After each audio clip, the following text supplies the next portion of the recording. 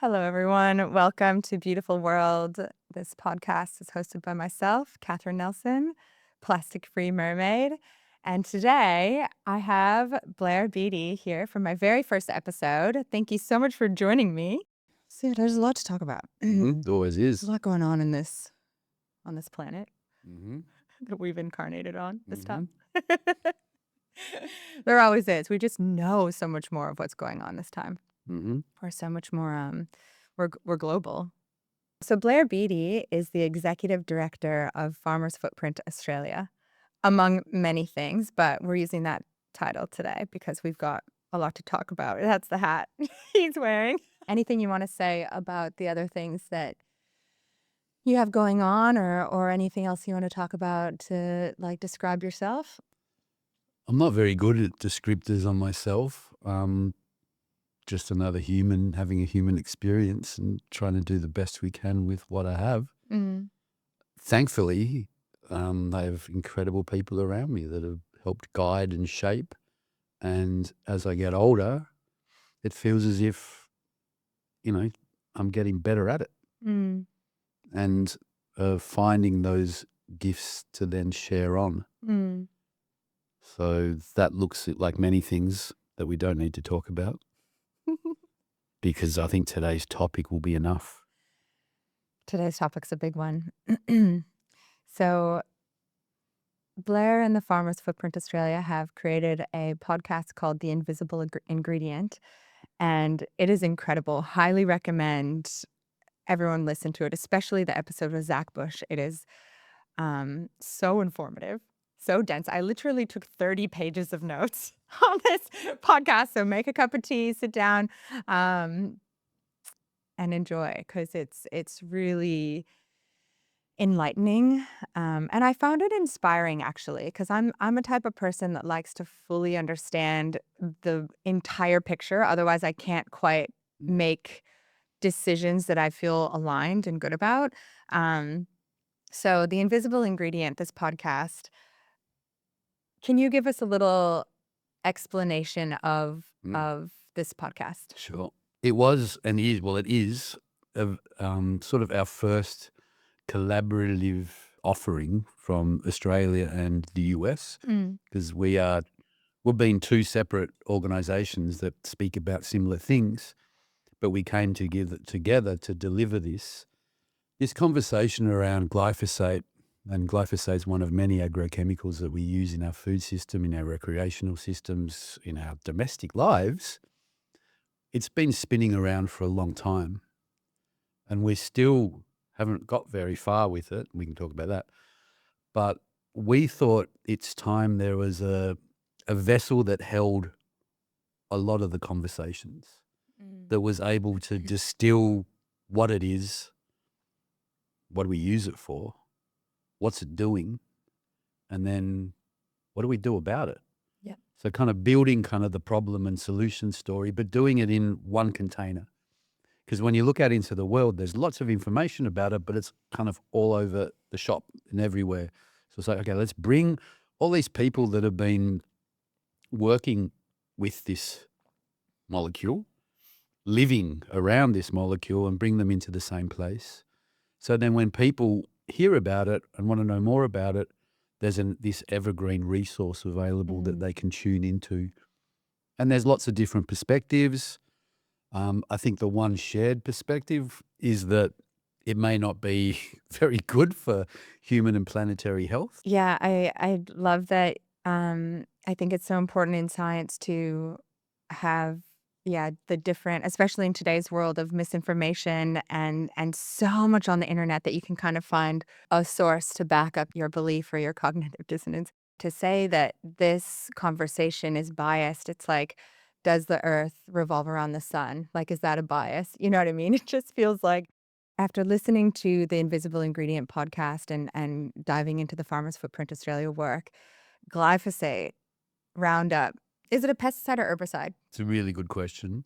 There's a big container that holds herbicides, rodenticides, fungicides, pesticides, and it is actually a pesticide container. Okay. So some people say, but it's a herbicide. Yes, it is. Yep. But when you zoom out, all of those things get get put into a pesticide Okay, great. labeling. Can you give us like an introduction to glyphosate? Sure. Thank you. So to speak a little bit to what you've just shared very eloquently is that glyphosate's really one pesticide in a myriad, a huge suite that are available and utilized in our food systems, in our agricultural systems, and in our parks and recreational systems. We singled it out because it's the most widely used by 10 times. So obviously it's going to be the most predominant, but it's not to say it's the worst. Which there's others which are horrible. But we chose glyphosate because whenever we spoke about it, there was energy. And there's been energy around glyphosate for some time. We're still using it. And we were like, well, You can get it at Bunnings. the Like, you hell can are we just get still it delivered using to your this stuff house. for? And it's because there's two conversations at play here. And that's a big challenge because one of those conversations in support of its use comes from large global interests that are embedded into our food systems and our commercial and business systems that we don't really understand. Yeah. These beasts have tentacles everywhere. We actually farm how they want us to farm. Farmers have been told how they're going to farm. So when I talk about glyphosate, I'm not passing judgment on any farmer because they've been indoctrinated into a system that is flawed. It's a system that held promises for feeding the world. We can't feed the world without it. We don't want to go into famine. And it was pretty reactive to, trauma from the Dust Bowl or droughts and these kind of things, which is valid, but the methodology is quite ridiculous. Post-World War and the Industrial Revolution, and when things became mechanized, we started producing food in large-scale monocrops. Yeah. And when you do that, you are always going to be challenged because it lacks diversity. A forest is diverse. A monocrop, which means there's one particular plant being grown in these nice, wonderful rows for miles and miles, Huge farms of corn or huge has farms no of wheat. resilience whatsoever Why? because it doesn't have any diversity. So that means a pest can come in and have a field day because there's nothing that's going to balance that out. Like in a forest, a little pest comes in and something will come and eat that. Or there'll be a warning bell or whatever happens, we'll come back to some sort of symbiosis, some sort of harmony. Because nature thrives with diversity, but suffers with the lack of diversity. And so when we started to grow like that, we needed to bring all these other things in to protect the crop because it was at risk. Yeah. So we started using fungicides and pesticides and herbicides. We had these things called weeds that came through which weren't very nice. Well, we didn't want them. They created challenge. That was inefficient. So they found this chemical called glyphosate. And glyphosate previously was used as a chelator.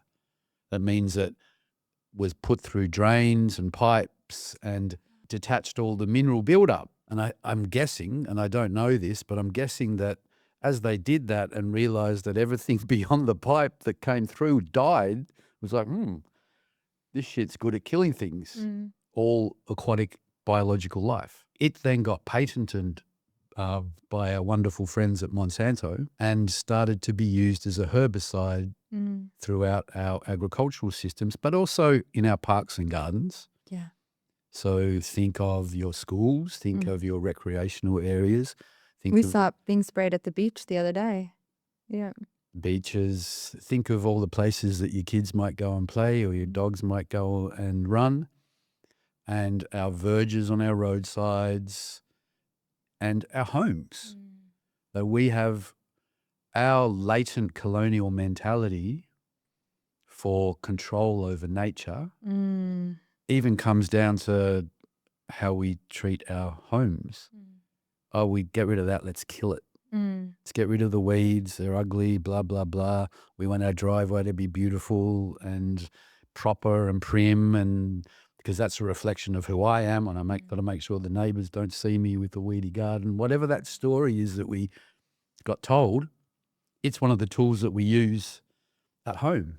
So it's everywhere, and it actually then became most prevalent when we started to use it in our major monocropping agricultural systems, not just as a weed killer, but as a desiccant. Okay. Yeah. So a desiccant is, let's do a case study. We're growing wheat. Yep. And the wheat's getting close to harvest. Mm, Beautiful wheat swaying in the wind. glorious golden grains. Fucking miles and miles of it. But it's getting close to harvest, and there might be some weather coming. Now, we don't want it to rain before harvest because that makes the seed head really heavy and it drops and we can't harvest anymore, so we lose the crop. Or you harvest it and it goes moldy. So to control that, because if it's pre-harvest, you want it to dry off, and then harvest. Yep. So then glyphosate then started to be used as a desiccant, which means you go and spray the entire crop with it so it dies, and then you can harvest it before any rain coming. So it's just another mechanism for us controlling nature. But you don't get a reaction from it straight away. You know, if you sprayed it, I mean, I sprayed it when I was a kid, when I was helping or getting paid for doing, gardening work. It was just the go-to thing. You put it in your spray pack. Yeah. But you don't get an immediate reaction from it. So if you don't get an immediate reaction, you're like, oh, it should be fine then, right? You don't. I don't, and most people don't. Yeah, but the weeds die straight away. But the weeds die straight away. That immediate reaction. So what you get is this slow toxic buildup, which, if you got immediate reaction, you'd probably think about it. Yeah. But it's just that nefarious kind of little thing. So and then coming back to our crops, we spray that, we harvest that, and there's a residue. What part of the crop do we use for our wheat, for our oats, for our sorghum, for a whole plethora of grains that we utilize in our foods today? We get a residue of glyphosate in there. Yeah. Because nothing happens. There's no cleaning process available. And even if you were to clean, like go to bring it home and wash it, it's penetrated the cell, like the cellular level of these foods. Yeah, there's no getting around it. So if you zoom out again and go, well, okay, what does that mean? That wheat bix that you give your kids in the morning, what's that made from? And does that come from commercial industrial operations? Pretty sure it does. What's their methodology? Oh, it's what we just spoke about. Yeah. Cornflakes. All of these cereals that are used a lot in our food system, especially our high processed foods. Especially for kids. And our packaged foods and especially our cereals and our kids and our breads. Yeah, breads. All the things that we love, all the things that we eat so much of, cereal, come on, that was Kellogg's coming up with the idea that we need that for breakfast. So that's another story. Marketing. Yeah. So it is everywhere. And then when it goes into our soil, what does it do? It damages the biology under the soil. Goes into the water. It creates disruption, so we don't have that beautiful, healthy soil anymore. What do we need to do? We need to add more inputs to keep the plants alive. Yeah. So we use our fertilizers, and then we use... So if you zoom out and look at all this, it doesn't make much sense. Because this food that we're eating is now not nutritious. It's not nourishing. It can't be nutritious because there's none of that biology in the soil, because that's where the nutrients come from these amazing exchanges that happen under the ground. Yeah. That plants draw in life force, sunlight, and then convert that into sugars and carbohydrates and make these amazing deals with bacterias and creatures under the ground where they exchange that for minerals, and all of that is what we eat. If we don't have those exchanges happening under the ground, we're eating food that is devoid of nutrient value. Yeah. And what it does, it disconnects us from who we truly are, which is part of an intricate web of living organisms and life on Earth, of which we are keystone species if we behave well, or we're rape and pillagers as we are now. So that disconnect is how we started to grow food in the way that we did. Food should be sacred. Yeah. It is sacred. It's the one thing that brings us together Yeah. every day. It it's what nourishes us. And people forget that it does that the food that they eat is a product of love and energy from someone else. And the methodology used in the production of it has a huge amount of impact on our planetary health and our human health. And if we choose differently, if we choose to eat food that hasn't been sprayed with whatever agrochemicals, that has been grown in healthy, vibrant, alive soil, then we will be products of health. And our planet will have the ability to regenerate itself because we've done a little bit of damage. But that current mythos is just one of the biggest challenges to our disconnection from who we are and what's possible in the world right now. And I think glyphosate is just a signal amplifier of that disconnect. Instead of sitting down around the table and gathering and being slow and eating and honoring the food and where it came from and saying blessings over the food, every meal, every time we nourish our bodies, this is the building blocks of, what we're made of, our vitality. And something that in your podcast that I loved so much is that we have miracles going on inside our bodies all day, every day. Like when you talk about we are like the crown jewel of evolution, we truly are. We are. I think Zach Bush said that there's no technology even close to Mm. the structure of a cell, a human cell, one human cell, let alone an organ system, let alone the symphony of all the organ systems working together in our bodies constantly. And it's such a shame that instead of thinking crown jewel, we will dominate, and we are this miraculous being, this miraculous symphony of systems, and we will use this to dominate and kill and eradicate and poison the water and the soil and make things so much easier for us that we are actually causing sickness and going back in evolution. Like it's not working for us, it's working against us. It's pulling us back, it's pulling us into sickness and suffering and chronic disease and obesity. And it's just so ironic that this kind of toxic ideology, this toxic mentality of we are the ultimate, let's make things easier for us so that we can what? Do what? Earn more money? Like we're not actually dominating. We're because I think what the ultimate, kind of what you're saying, I think, is the crown jewel is within an ecosystem. It's not at the top. It's like that image that I went around the internet that was like egocentric. I can't remember if that's what it was called, like Starts ego. egocentric, then ethnocentric, then world-centric and cosmocentric. Is a developmental pathway. Yeah. And like the eco, We're stuck in egocentricity, we're stuck in ego. tribalism. Yeah, we're stuck in ego. And you see that in the world in like American politics. We won't go there today. But it's like the values have shifted from we value someone, for what they contribute and who they are and their courage and their nobility and their integrity and um, their wisdom and their compassion to like money, power.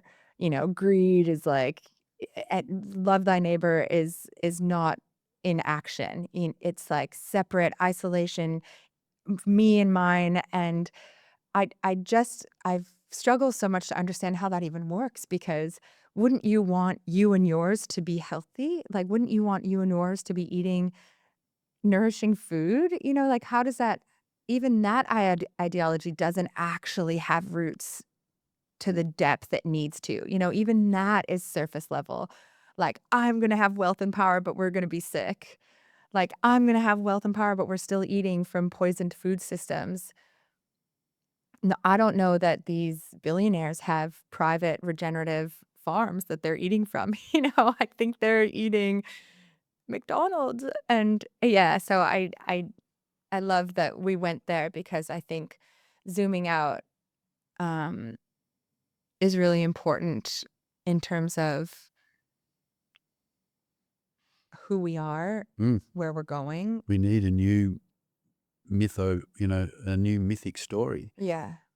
We are this incredible biological, spiritual being, Mm. but if we think ourselves above any others and we're here to dominate them, that gets us into a bit of strife. So we have this beautiful potential. Yeah. And yeah, circling back to glyphosate, it's a byproduct of that story, this Yeah. crazy story, and this unfortunate situation that we seem to have found ourselves in at this moment in time. Because it is like what's it doing? It's a disruptor, Yeah.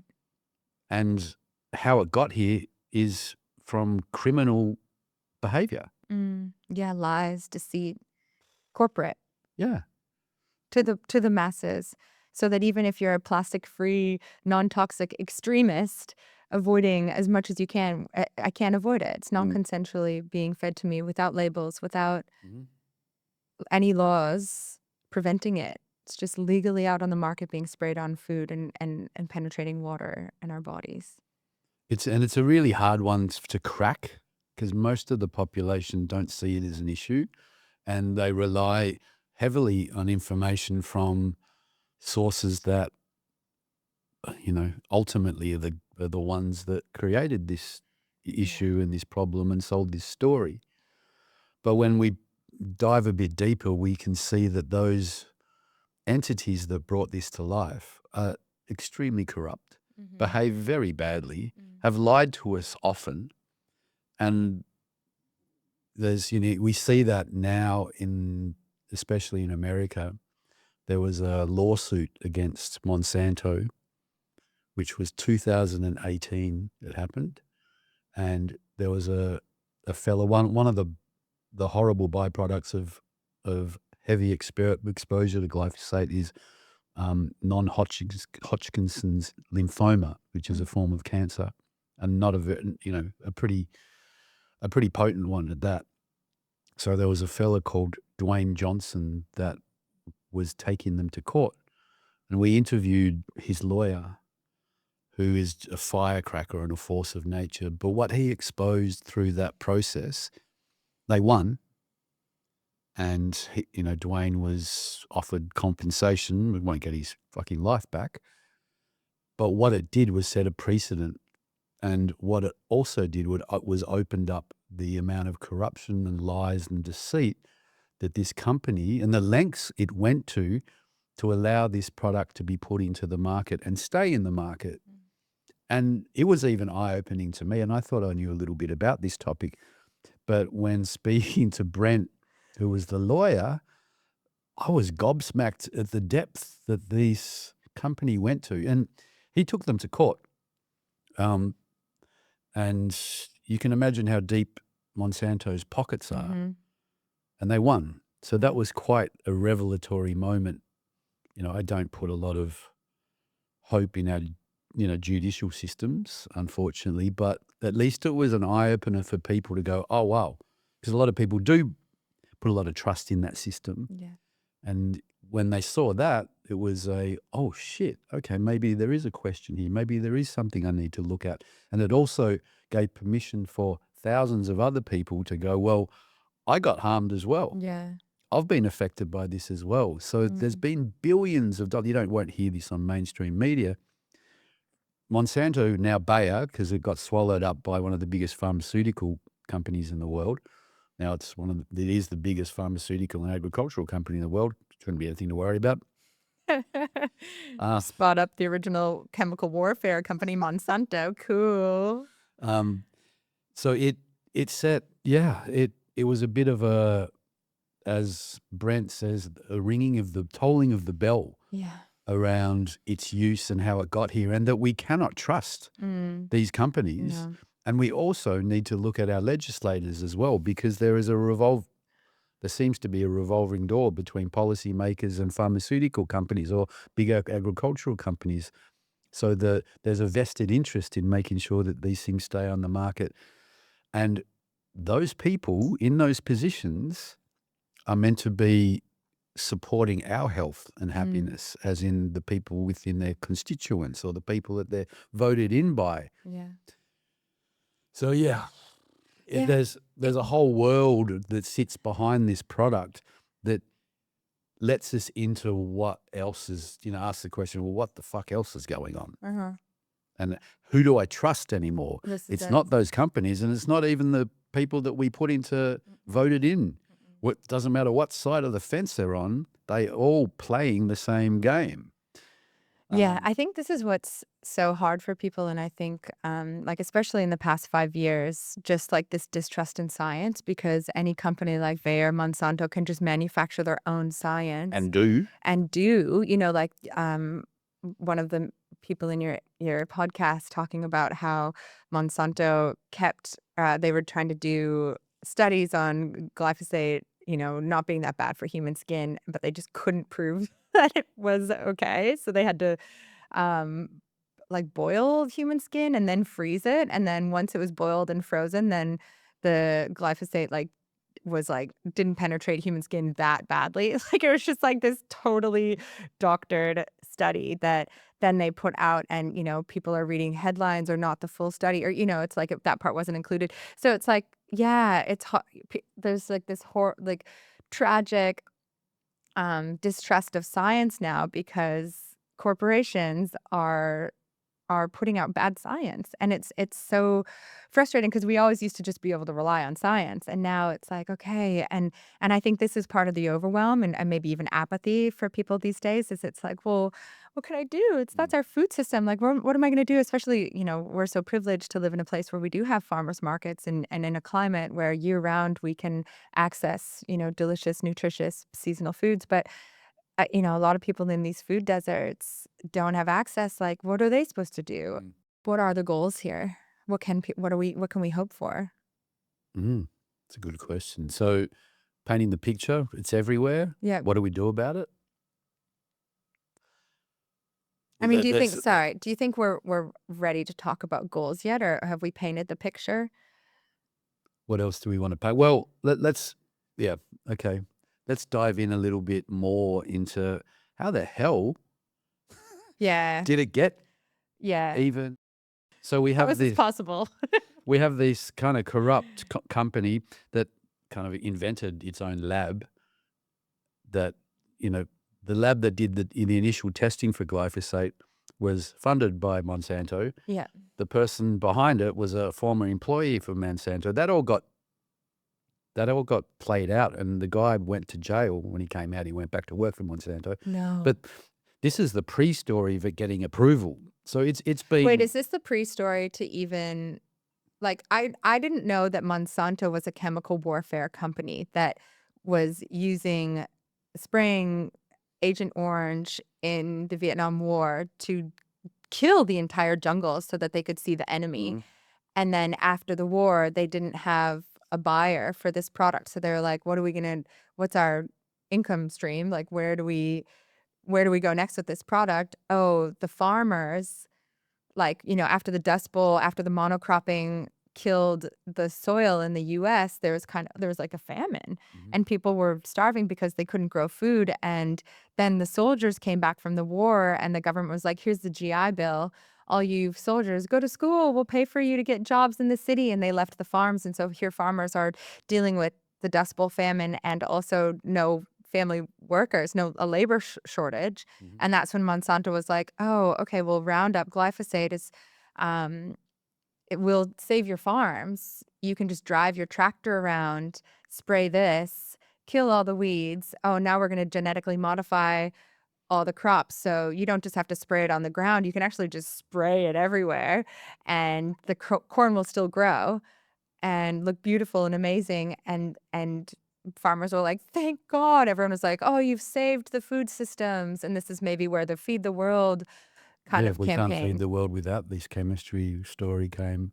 I mean, it brings to light a really important relationship and that's one with when I spoke about desiccant and when I spoke about large corporate interests, there's the GMO story, because glyphosate and GMOs are very, very heavily linked together. Yes. Why? Well, Enlighten us. we know what a genetically modified organism is, right? I think everyone understands that. So we played that game with the plants that we eat, which in itself is probably not a smart thing to do. But we did, and we have, and we're continuing to do so. So we genetically modified some plants to be Roundup resistant. That means you can spray it with glyphosate, Roundup, whatever the name we want to give it, and it will survive. That made great business sense to our friends in big ag, because you could then grow a crop, and if you wanted to weed it, all you have to do is spray it. Yeah. And that'll kill everything else except for the thing that we're going to eat. I'll say that again. We get to spray everything. So that was corn, that was soy, that was, oh God, I think there's about 6 different main crops that we are now genetically modified and used in that methodology. I mean, again, it's like, what? Yeah. We're spraying our food with poison to kill all life so that we can eat it.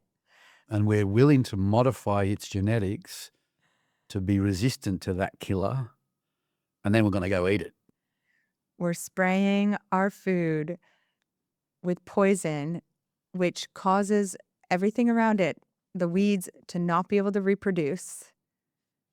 Spraying our food to make it not be able to reproduce. And now we have fertility issues, humans, the people that eat the food. Like spraying poison on food that we eat. So what does, so we eat it, and what happens? Well, I want to talk about one thing. It got into, like, one of the main reasons that glyphosate got into our food system and was able to go through the policy story, the approval story, was that it affects the thing in plants called the shikimate pathway, Right. which is a pathway that creates aminos and that the plant requires for life. And if Build amino acids, proteins, building blocks of life. Yep. Very good. I have the notes. 30 pages. Go listen to the Zach Butcher episode if you want to go deep on that. That's the first one too, so it's a nice pathway in. So if you destroy that pathway, then the plant will die. Yep. So that was used as a reason why we can use it in humans, because we don't have one of those pathways. So, okay, so it couldn't affect us then, could it?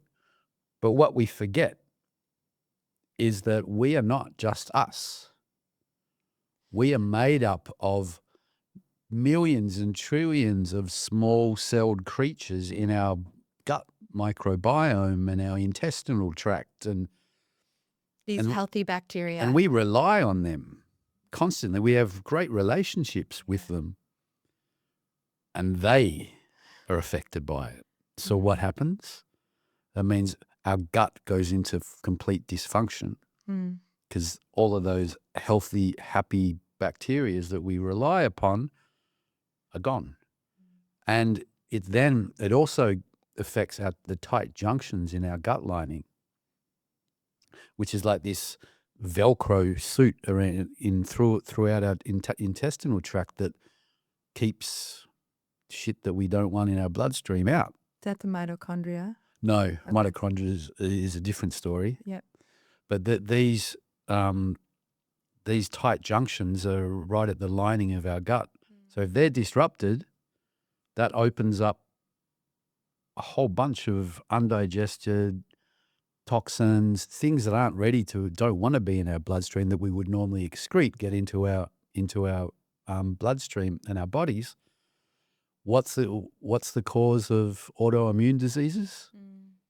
Why does every second person you meet have leaky gut, IBS? All of these stories that we're seeing across the Western society.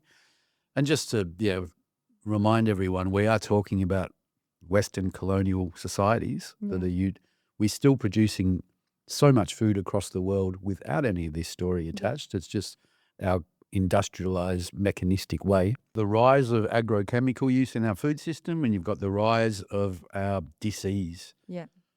Like there's a great, if you want to dive into the horrible list of dysfunction that these chemicals create, I think it's Jeffrey Smith on one of the podcasts speaks to that in spades, and Stephanie Seneff. So it is a dysregulator, this molecule. And again, it's water soluble. So we spray it, goes into the water system, into our waterways. There's a fella local here in Ballina called Dr. Matthew Landos. He's an aquatic vet, and he's now spending most of his life speaking about what he's seeing from agrochemicals, how it affects our aquatic life. We rely on. And then we know what a water cycle is as well, right? Goes up into the air, then comes down. That's why it's everywhere. Yeah. And it's creating dysfunction across everything that it touches. Oh, including these dead zones in the oceans, bleaching the coral, killing coral ecosystems, killing entire fisheries like the Gulf of Mexico, just a dead zone. Can't fish there. There goes They call that economic. Cancer Alley. Yeah, wow. That Gulf. It's got the highest rate of cancer, I think, in the US. And it's one of the things Zach spoke to when we first started Farmer's Footprint. So when you look at all the tributaries, you've got the Gulf and you've got the Mississippi that comes out into the Gulf. Then when you look at where that comes from and all the different places, those tributaries that feed into that river system, Farmland. it's all agricultural farmland. Yeah. And it all comes at a meeting point, at that point where it meets the ocean, and causation, correlation, whatever you want to call it, that's why they call it Cancer Alley, because people are so sick. And that ocean, the ocean is so sick. all the way to Africa. Like that's impact. I mean, people worry about seafood or sea life that we're eating, and the fisheries and how corrupt the fisheries are. But when you have dead zones that vast, it's impacting the food sources for the predators too. It's impacting, this is this ripple effect of an interconnected planet, ecosystems. And this is why we can't just think we sit at the top, because we don't. We sit in the middle. We're just as connected and important as the bees, as the sharks, and trying to, we can't dominate. That's not how this planet works. That's not how an ecosystem works. That's a death wish. That's the one we're on. So we need to become aware, and then we can do better. And do something about it, right? And we can feel better. That's the beauty, is we feel It's better. addictive, right? Yeah. Yeah. Feeling good is addictive. Feeling good is a human right. Yeah. That we've been sort of stripped away, or maybe we gave it away, whatever that story is. But the solution story. So glyphosate's not good. Nope. It's everywhere. Yeah. All right. Solutions. Yeah, we're probably scared enough, right? Hope so. And this is, there's individual and collective remedy available. Like we all feel as if we're really powerless in these kind of, when we speak to this, because I don't think the solution, the remedy, the regeneration is going to come from any of our power structures, be that corporate or political. Yeah. Because the business model works. What's the biggest, the biggest, most profitable companies in the world? Well, there's probably banking, but they finance the guys. There's pharmaceuticals. Weapons. Trafficking. It's like, fucking hell, is that where our attention's gone?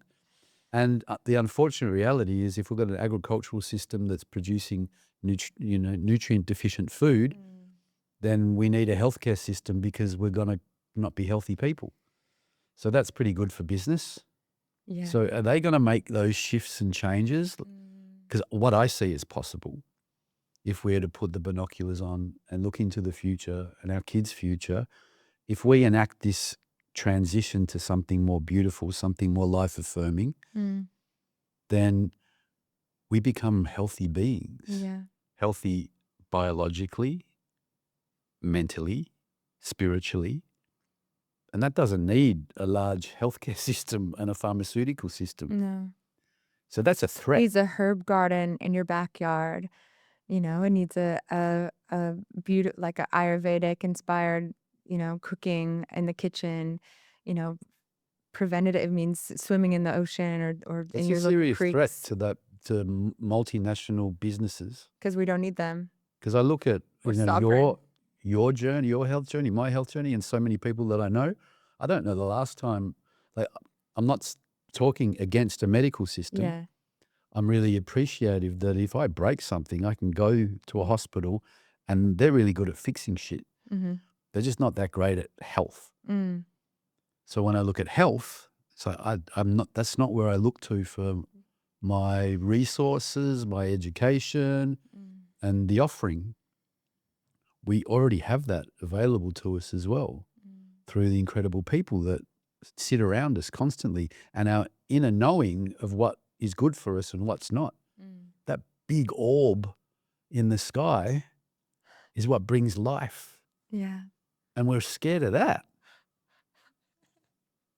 It's like it's the enchantment of disenchantment. We need to bring back some beautiful enchantment back into our lives. Mm-hmm. So are we going to solutions?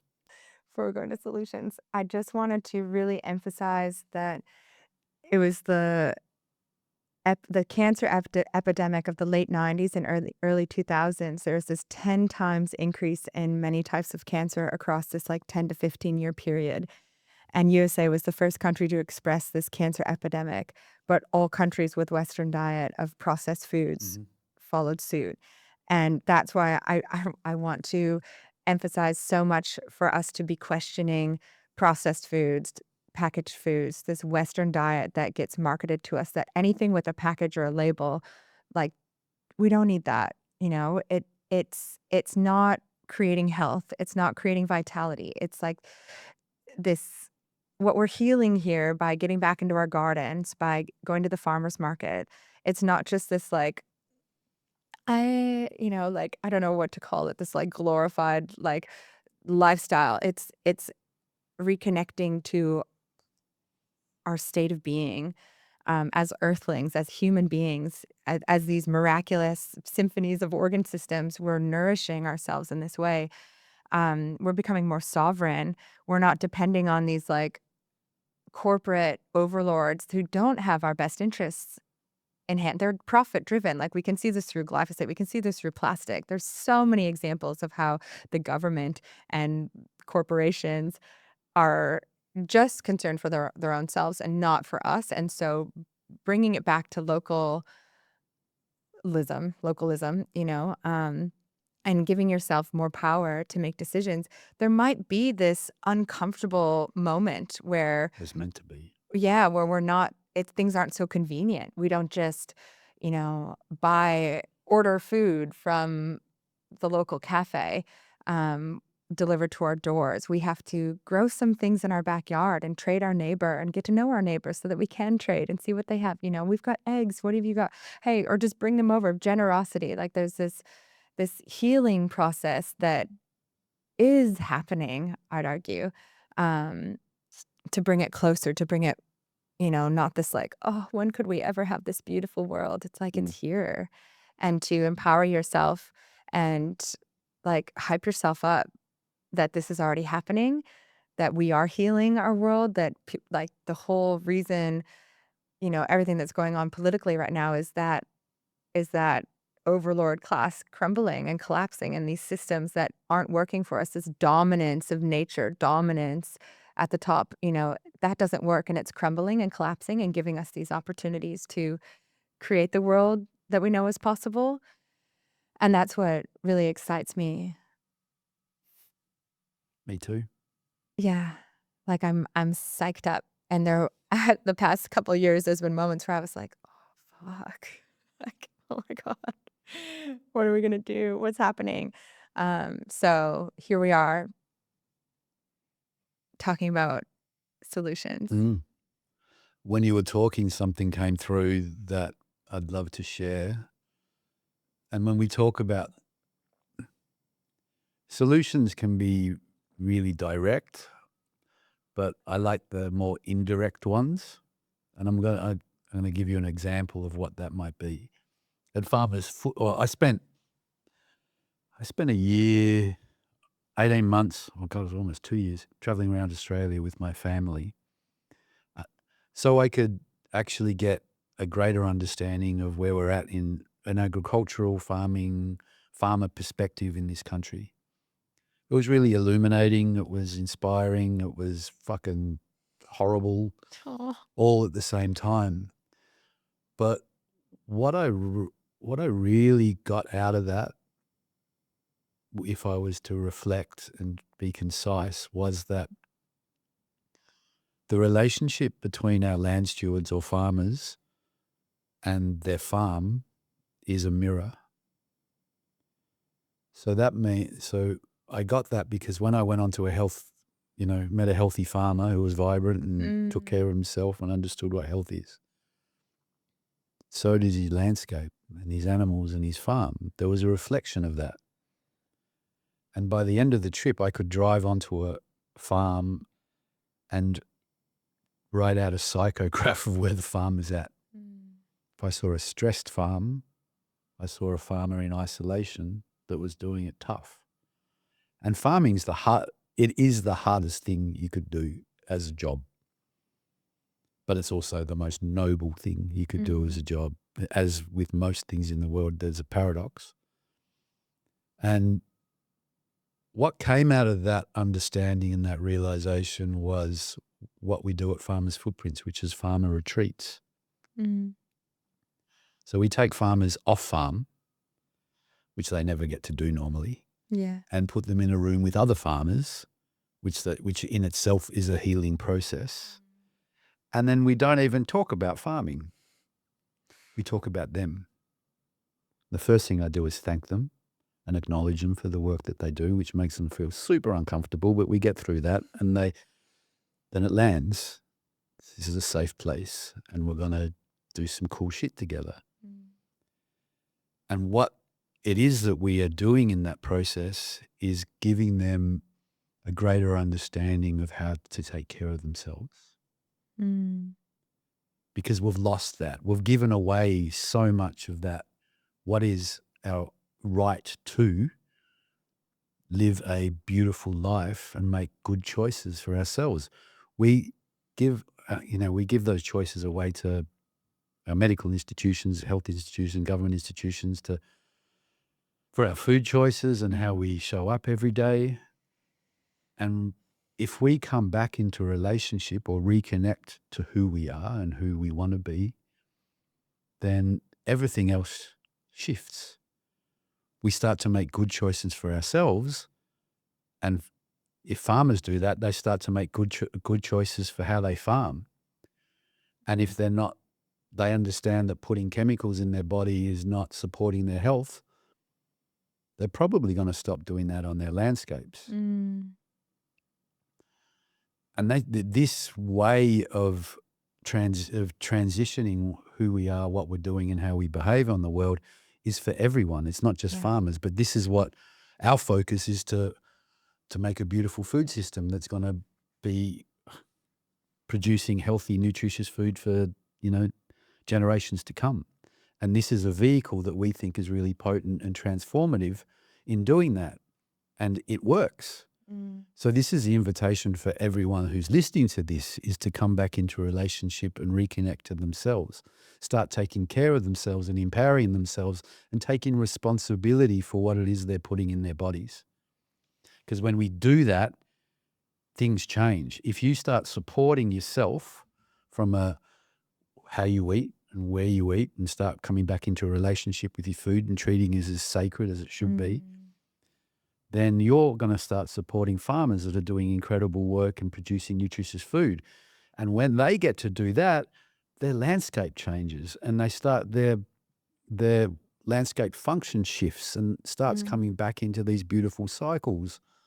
Nutrient cycling, water cycling, carbon cycling. But you're an exemplar of that, and I'm sure a lot of the people that listen to this sort of sense it and feel it. But when we come back into relationship with our food, it's so much fun. Mm-hmm. Seasonal. What's that Mm-hmm. mean? That means not going to the supermarket and buying something that's traveled thousands of kilometers from somewhere else in the world so we can get conveniently something out of season. It doesn't have any nutrients. It doesn't have any life force.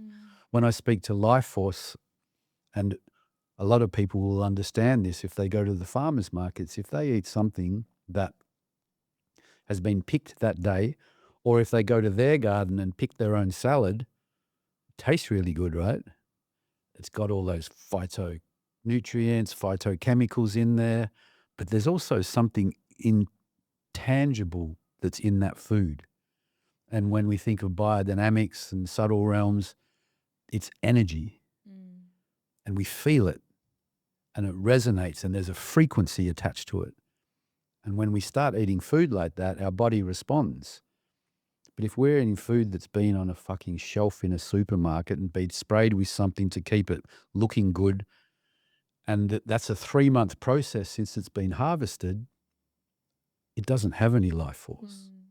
So that's the other forgotten realm in our food system, is those subtle intangibles. Everything carries energy and frequency. There's a guy who was out in Australia recently called Dan Kittredge, and he has the thing called the Bionutrient Association, which wants to kind of work out how do we measure the bionutrient availability, or nutrient density of our food, because how it's grown affects that hugely. Yeah. So, for example, if we went to our local farmer's market and bought a tomato, imagine. and then we went to Woolies and we bought a tomato, and you kind of look at them and go, that looks good. This kind of looks good, feels good, but it's not perfect, but that's okay. And then we do a nutrient test on them. This thing that's grown in healthy soil locally will have lycopene and all these other nutrients that you meant to get in tomatoes. This thing won't. It'll be like testing cardboard in a way. It looks like a tomato, feels like tomato. Actually, it doesn't really smell like a tomato. So then what happens when people get to understand that? And which one are you going to buy? What's the point of food? Is it just to put something into your body? Do you want to buy cardboard tomato, or are you going to buy something full of nutrition? Like then the cost actually makes sense. Like, am I Yeah. going to spend $2 on a piece of cardboard that's not doing anything in my body, or am I going to spend $5 on something that's nourishing all these things? And then maybe I don't need supplements anymore. I don't need Sorry, sales. supplement industry. Yeah. And then you probably only need half of that tomato. Yeah. There's And it's going to last longer too, because it was just picked instead of goes off in the fridge. Yeah. there's a quote that I use a lot. It's called "Pay the farmer now, or pay farmer later," which I don't think you should do anyway. But that's how it ends up, right? If Yeah. you don't eat healthy food, you end up supplementing on some sort of pharmaceutical, because your body can't keep supporting itself without the fuel and those beautiful aminos and secondary aminos and all the things that we need to get from the food that we eat. And that's across the board. It's not just a vegetable, it's the meats that we consume as well. Yeah.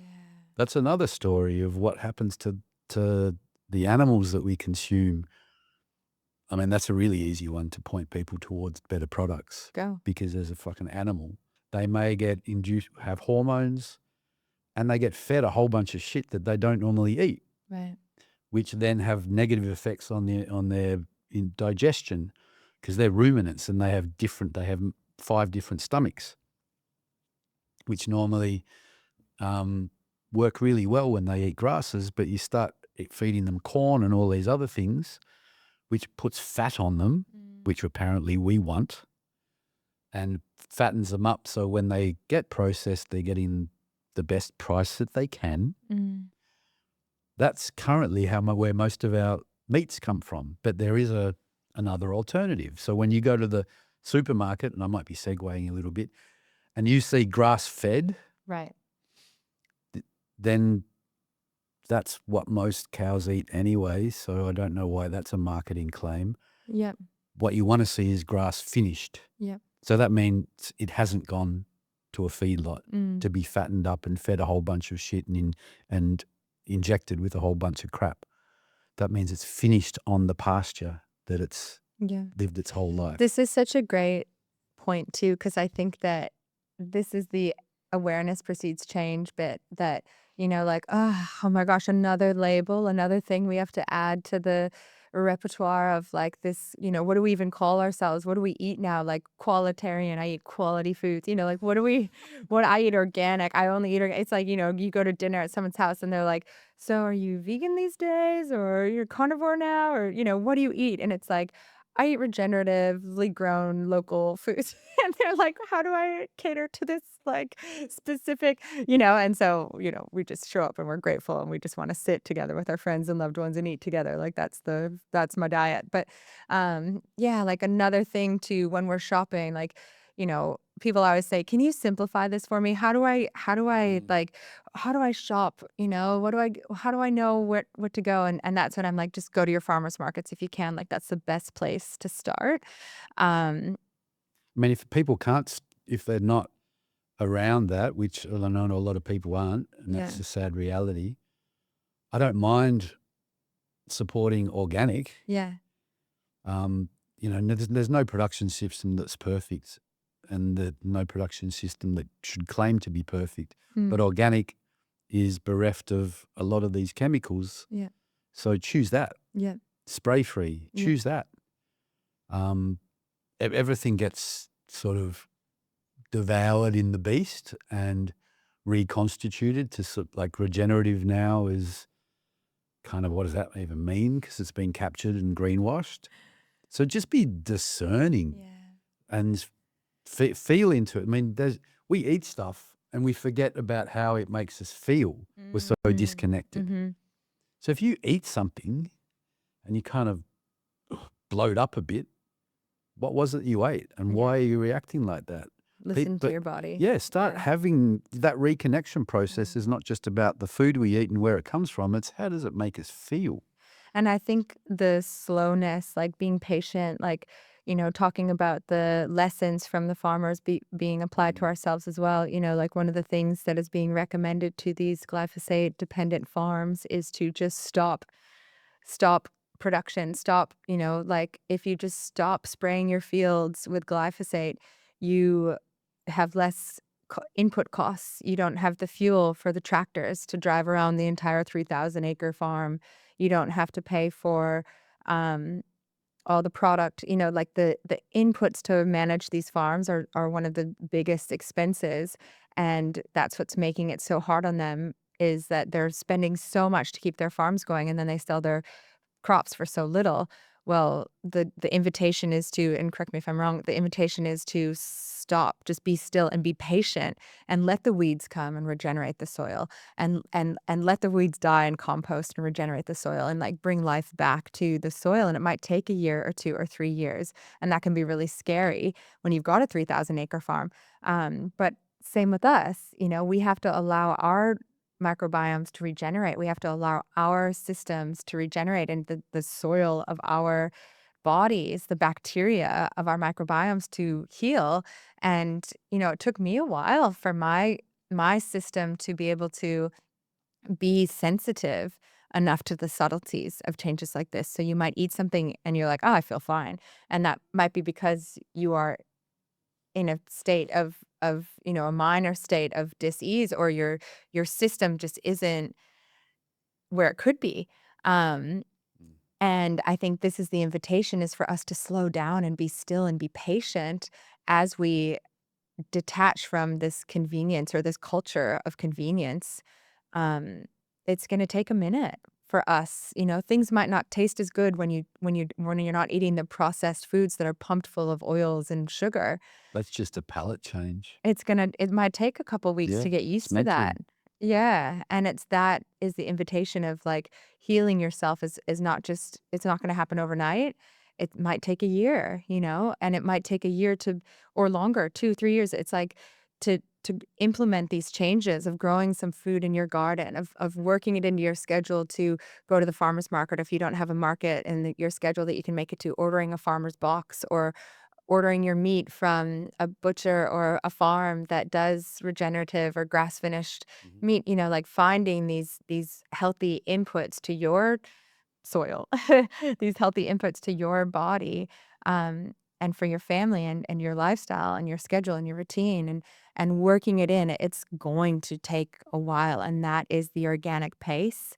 It's not this like instant, convenient Mhm. switch. It's building, it's growing, it's planting the seed, watering, nurturing, you know, and that's the invitation, I think.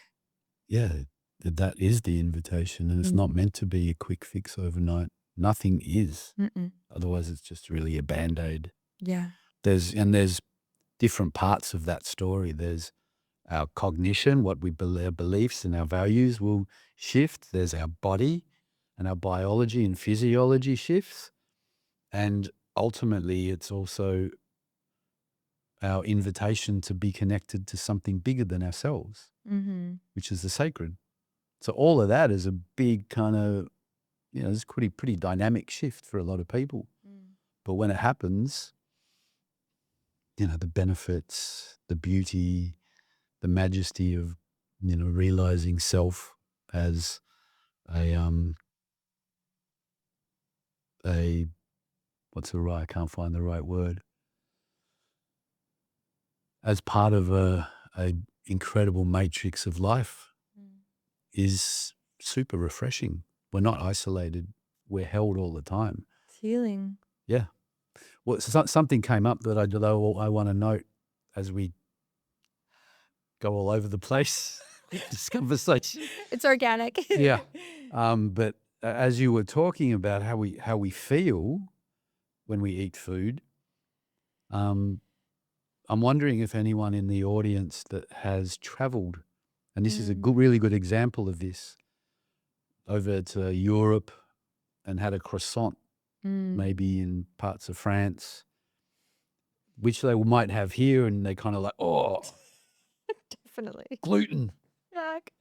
And then they have it over there, which is probably the same Yeah. ingredients, and there's, oh, I don't have any problem, or pizza, or whatever it is. Now, I think there's a story around gluten intolerance and glyphosate intolerance, which we still haven't really become very clear about.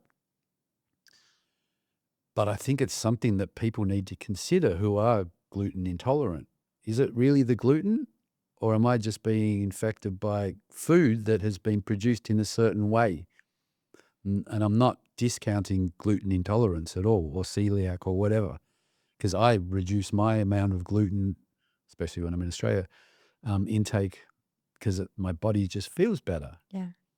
But there is a story where there might be confusion with one Mm. or the other as we learn more about and accept more, and it becomes more real in our worlds, is that glyphosate is affecting us on so many levels that we're possibly unaware of. Yeah. I just wanted to add that No, one no, in. I'm so glad I had a note to bring that up. I my family, we no longer eat gluten. We Mhm. don't eat grains. I've never eaten soy. I just never got a good vibe from soy. And now I feel validated in that because, um, grains, soy, legumes, grains and soy for sure are like the most is wheat the most sprayed crop with glyphosate. And so I think you're totally right. And I'm going to make a stronger statement that, yeah, it seems like grains or this gluten intolerance and celiac, this autoimmune disease born from gluten intolerance, is related to the glyphosate being sprayed on wheat. And so my family, because we don't always know where the wheat is coming from, is it organic, is it insecticide or spray free? I choose not to eat gluten. It doesn't feel good in my body. I mostly live in the US or in Australia, and both places, eating gluten doesn't feel good in my body. Mm. When I'm in Europe, it feels great. I do eat croissants. I eat croissants. But here, it doesn't feel good in my body. And that's when listening to our body and getting that biological or physiological feedback is so important for us to make informed, sovereign decisions. I won't be feeding my family gluten. I won't be feeding my family grain. Not because I'm trying to be an asshole at the cafe. It's because I don't trust the ingredients. I don't want to be poisoning my child. And so that's why we, for the most part, we make a lot of our food at home. I bake and cook. I've worked it into our week. So that's some of our play. We do science experiments and we bake and we do, we're making a mess when we cook dinner and we're meal prepping so that we sometimes go to the cafe and bring our own food just to avoid bloody poisonous ingredients, and I want to talk now next about privilege because I think that's a really key important piece to acknowledge. But and I'm saying this to my family and people that I love, like we can make better decisions about what we put in our bodies and protect our children and protect ourselves from disease later on. And I really think that we should be looking at gluten. I really think we should be looking at wheat and reducing the amount that we eat of that because a lot of it is packaged in plastic, breads and cereals. And wheat is sprayed with glyphosate. Corn, Corn. Yep. Corn products, rice, syrup, corn syrup is in everything now. everything, right? When you look at high processed foods. Yeah. I mean, just if you have to go to the supermarket, try not to buy anything that's wrapped in plastic. And if Yeah. it is in a bottle, have a look at the ingredient list. Yeah. You'll know. Like, we don't have to explain if there's lots of numbers and shit in there. Mm-hmm. Then see if you can find an alternative. Yeah. You don't have to be completely dogmatic about everything you do and everything you eat, but having that sense of awareness allows you to make better decisions. And, I have kids. Yeah. We want the best for them. Yeah. And if we're ignorant to that reality, then we're probably not. We're just choosing convenience. And you invite them on the journey like you do as well, right? Like you have science experiments in the kitchen. Mm-hmm. They love that stuff. Yeah.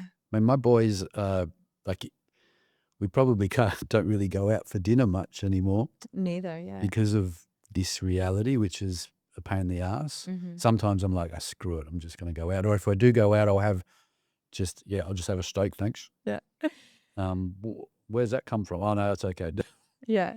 Um, What fish but is that? Where is that being my fished? boys are the same. They'll be asking questions, and waiters are like, "Oh my God, who are these?" Yeah. But they're informed, Yeah. and the more that we do this, the more that the world responds. The more farmers respond, the more retailers respond, the more restaurants respond, and cafes respond, because that's what we want. Demand, supply We and have an demand, baby. incredible power. Like a lot of people feel as if, oh, well, what am I going to do? Just me. Yeah. So, but what if everyone asked for that? Mm-hmm. That's where real change comes from. And that's where us consumers, I'd love to call us more producers, but we hold the cards. We Yeah. dictate what business does because we are the clients, the customers, the consumers. And if we start choosing differently, then business responds to that pulse Yeah. and that impulse. So there's a farmer from, where's he from? South Carolina, that I interviewed on the podcast, Will Harris, who was an industrial farmer and a generational farmer as well. And they did pretty good. But then he kind of had his personal epiphany and realized this is not harmonic with natural systems. So he transitioned the way that he farms to something more beautiful. He's a grazier and they have a lot going on their farm. It's a big farm. So in that transition, it was really hard and challenging, and he had his doubts and had some challenges on the land, but eventually his ecosystem came back into balance, his diversity increased, his animal health increased, and his business was economically sound. And his kids came back to work on the farm. He just stole my line. Oh, sorry. So sorry, pretend I didn't say that. Cut that. We cut that up. He reinvigorated his farm, but also Bluffton is the town that he lives near. that was on the way out, as a lot of rural communities and rural towns are here in Australia and in the US. But his farm started to grow, and he ended up, I think he bought a shop in town or reinvigorated a restaurant. Suddenly the town started to come back and get revived on the back of just this diversity regeneration piece. And then the most beautiful part, the part that he unequivocally calls himself the happiest man alive, is that his family who had gone, who had left the farm in search of something else, they saw what was going on. They saw the reinvigoration of purpose and life, and they came back to the farm. Mm. And that's, I think what that is an indicator of what's possible, and what's possible beyond our ideas of what's possible. Like the byproducts of just doing something beautiful and the ripple effect that that has on animal, plant, aquatic, and human life when we start to make more beautiful choices about how we show up in the world. That's a great example of that possibility. And that shit is available to us all if we start making those right choices and making life affirming decisions. Mm. It's definitely a time thing, but from an individual perspective, this is what's resonated most for me, because I am, without doubt, a privileged human. Mm. I grew up in a privileged home, like we were middle class, nothing special, but there was food on the table, not very good food. Sorry, Mum. On the table every night, and had a roof over our head, and it was kind of secure, dysregulating but secure.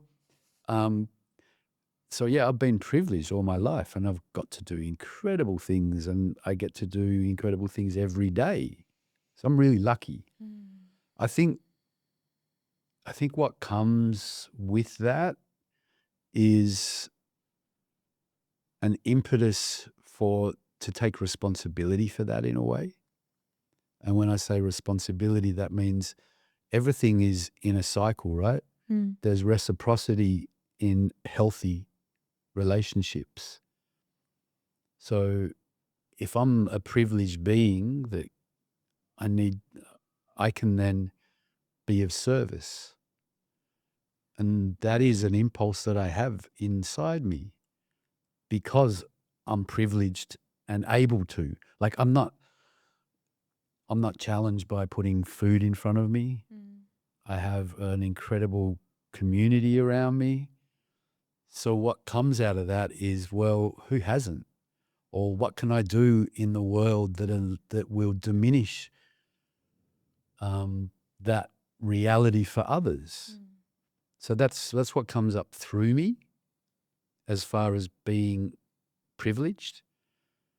The more that people get to realize that, and I think what it takes is an initiatory process to get to that point.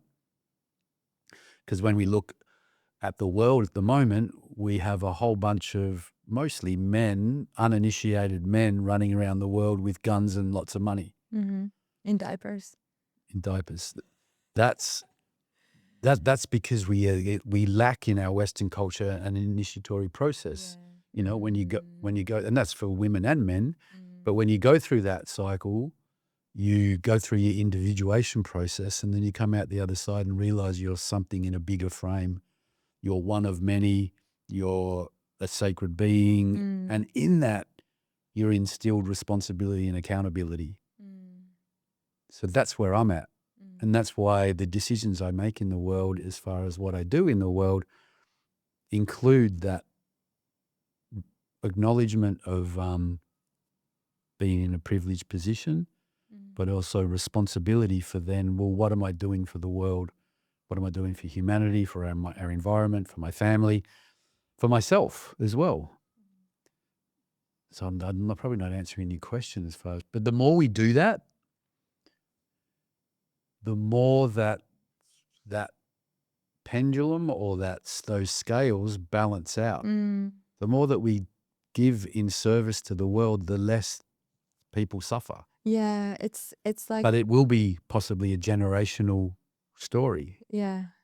Yeah, I think so. And I think it's like that saying about you plant the seed um to sit under the shade, so that grandchildren can sit under the shade of the tree, not necessarily so that you can sit under the 7 shade of the generations tree. ahead, right? Yeah. That's how we should be thinking. I don't want that form of equality coming down from the World Economic Forum. Mm, I want it to come through us, yeah.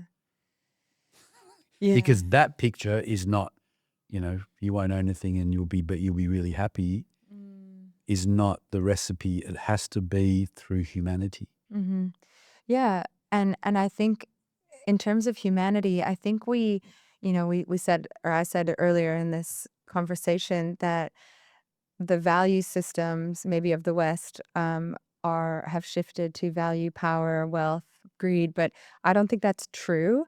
I think that the truth is we do value integrity and service and compassion and love, and it's just um, remembering that in ourselves and honoring that and cultivating that.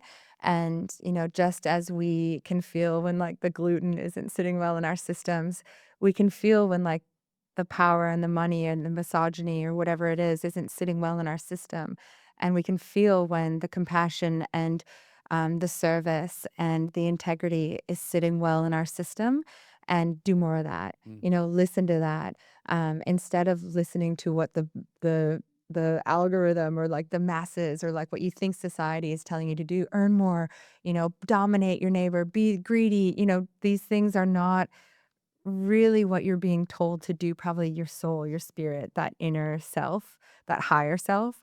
And it's cultivating the trust in our intuition to be guiding us on our highest and best path. And that is where we will feel better. We will feel good. We will make decisions that are in alignment with our higher self. And this is when we can really be of service. And this is why I think many of us, all of us, are put on this planet, is to heal and to, as we evolve and gain greater awareness and greater consciousness and greater health and greater vitality and greater intellect, to apply those gifts to this ecosystem of this interconnected, beautiful web of life, and thrive and elevate and evolve.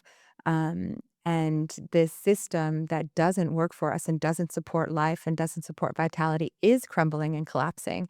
And that's the beauty of this time here and now, is that we get to rebuild this beautiful world that we dream of and we know is already here, really, in so many ways, and support that and support the makers and the farmers and the bakers and the creators and the menders and the repairers and these people that are doing the beautiful things. We get to find them and support them.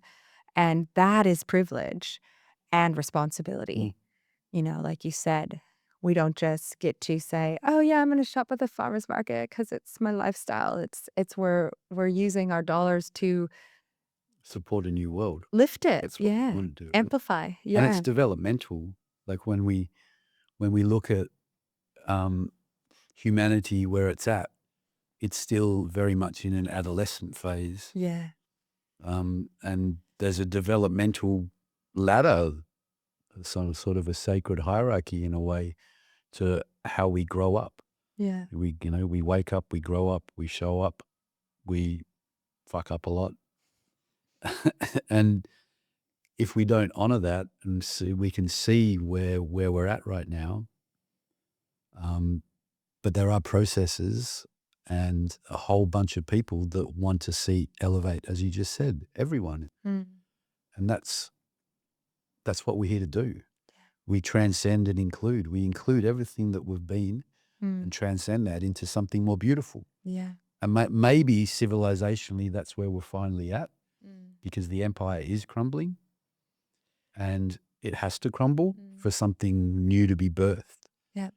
It's very complex, and it's a whole nother 2 hours of conversation, but we kind of at that precipice, is that the Yeah. right word? Precipice. Precipice, yes.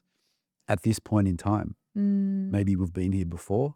We're carrying a fair bit of baggage and trauma around it, Cycling. because individually and collectively.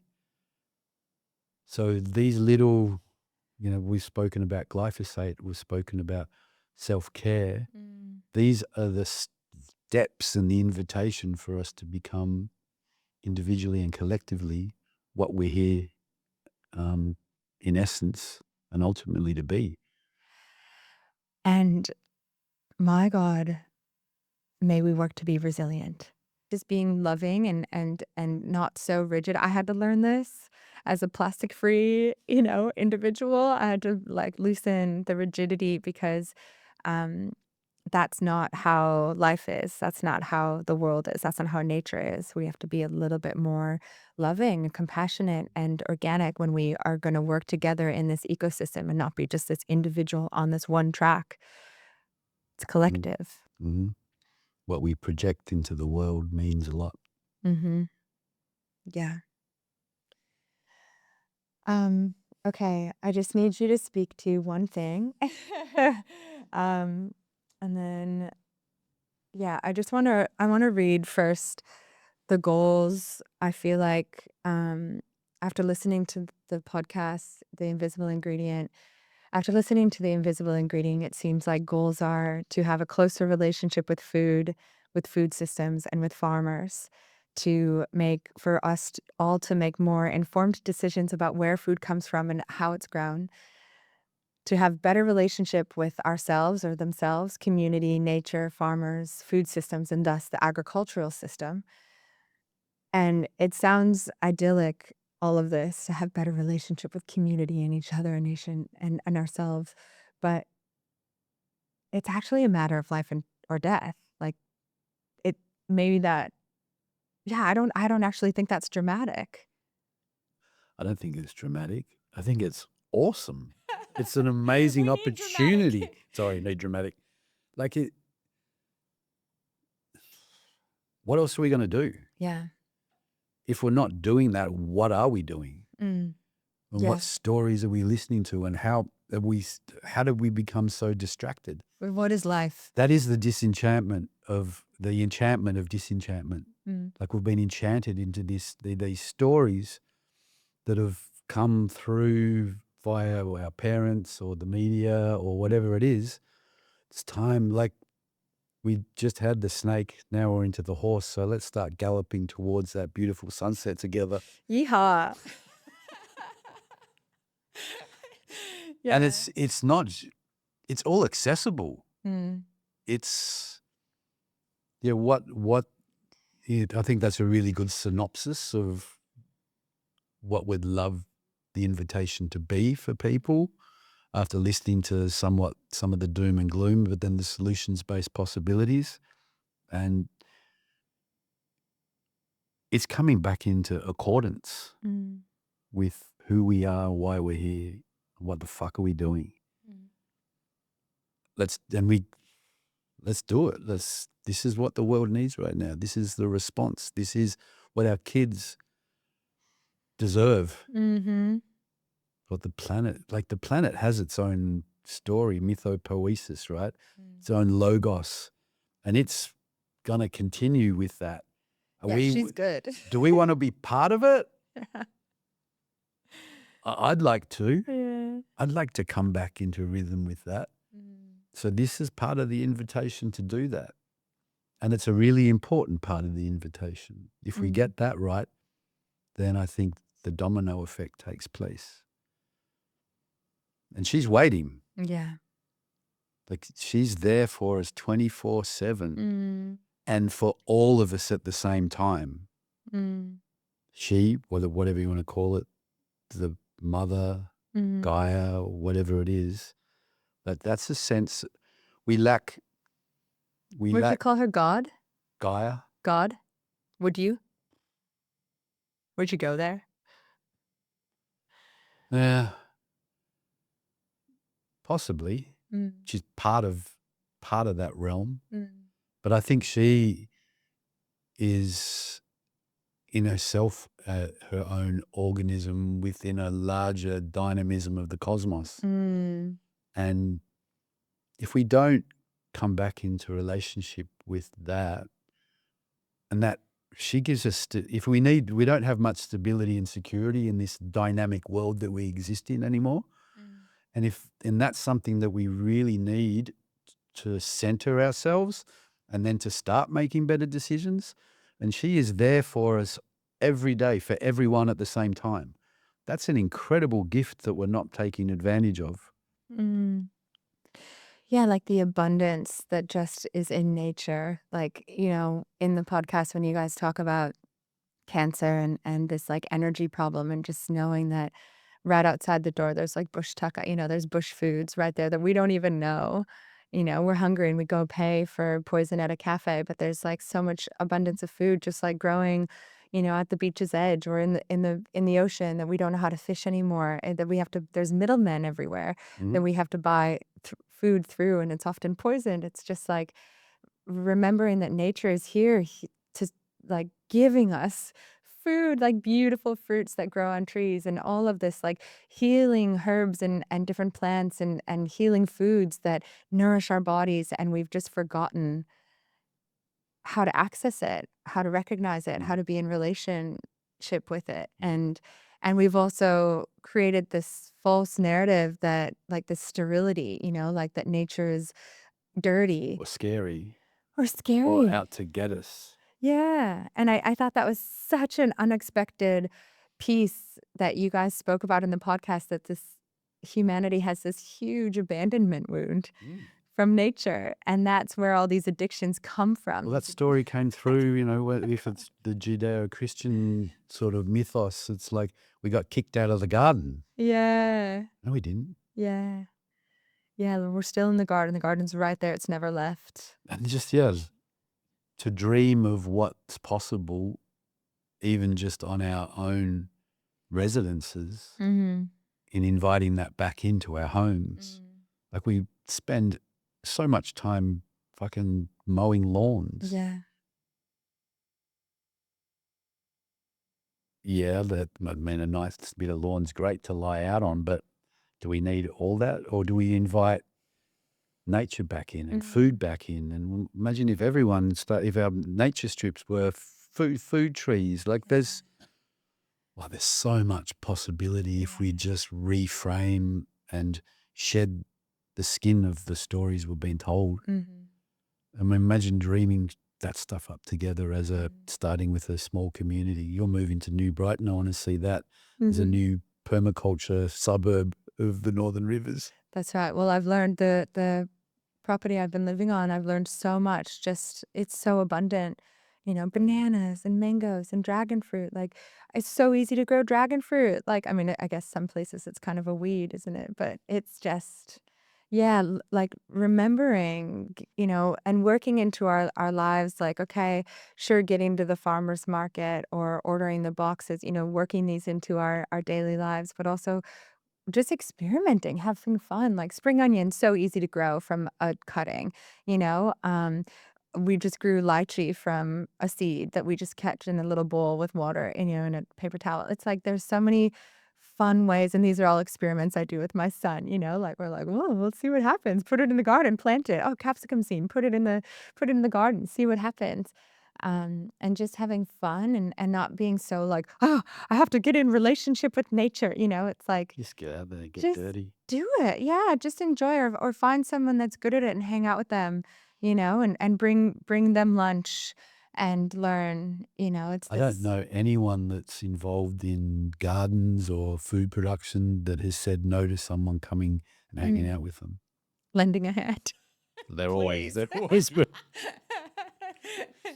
yeah, weeding is good therapy. Yeah, it is. Although, Yeah. what is a weed? That's another story. Yeah. Yeah, let the weeds grow, let the bees come. Um, oh, it's always such a pleasure to chat with you. It's always fun. Yeah. Is there anything you wanna say? Haven't I said enough? I don't know. Any last lingering I don't message? know, when you think about who's listening and who your audience is, I think they're already probably on the way. And if there's something that can ignite that further relationship to their food, then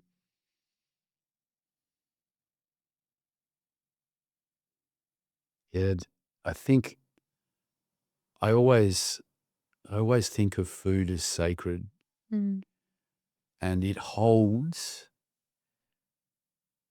memory, medicine, meaning, and magic. Mm. That's the invitation for us, is to come back into a sacred relationship to our food. And if you just do that, your life will change. Mm. So true. And we can all do that at our next meal. Every 3 times a day, we can be actively involved with that relationship. I mean, maybe once a day if you're crazy on a intermittent fasting or ketogenic, whatever. There's so many of those of us. Yeah. But every time you sit in front of a plate full of Yeah. food, just consider, where's this coming from? Even Who grew that? even to sit and have a plate. Oh my God, yeah. Fucking in the car, in front of the computer. I'm still guilty of doing that at times. Yeah. The takeaway culture, or eating on the run to go. It's just, sacred. Sit Reverence, and respect. where did it come from? The journey, honoring when it was in the ground and who nurtured it. Yeah, man. Bring it. Yeah. Thank you. Thank you, Blair. Thank you, everyone, for tuning in today. Enjoy your next meal. Today, we are coming to you from Bundjalung country in the Rockwall Nation.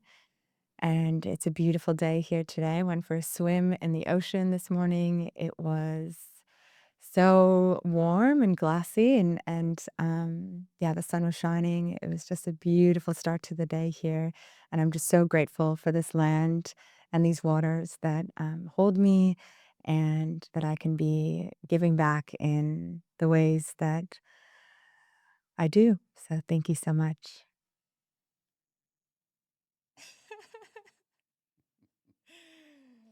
111. That's Pretty a good. wrap. Well Yeah. done. Thanks.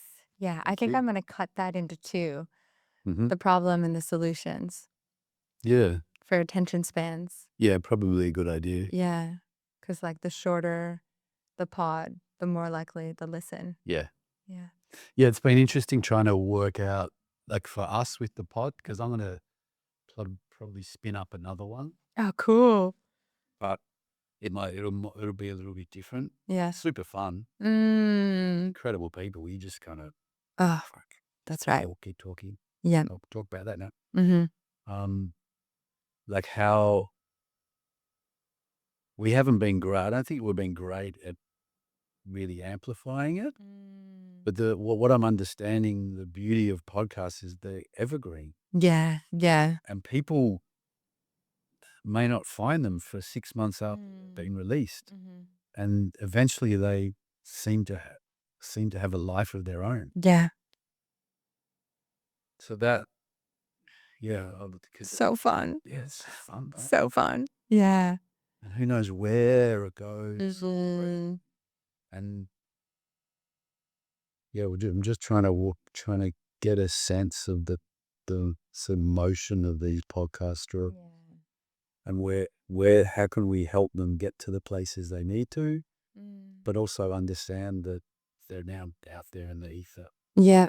and I don't control that world. So right intention, they'll find their place. There'll be Oh, yeah. spikes here and there from different places across the place. Can you pull that closer and tell people where to find your work? Oh, sure.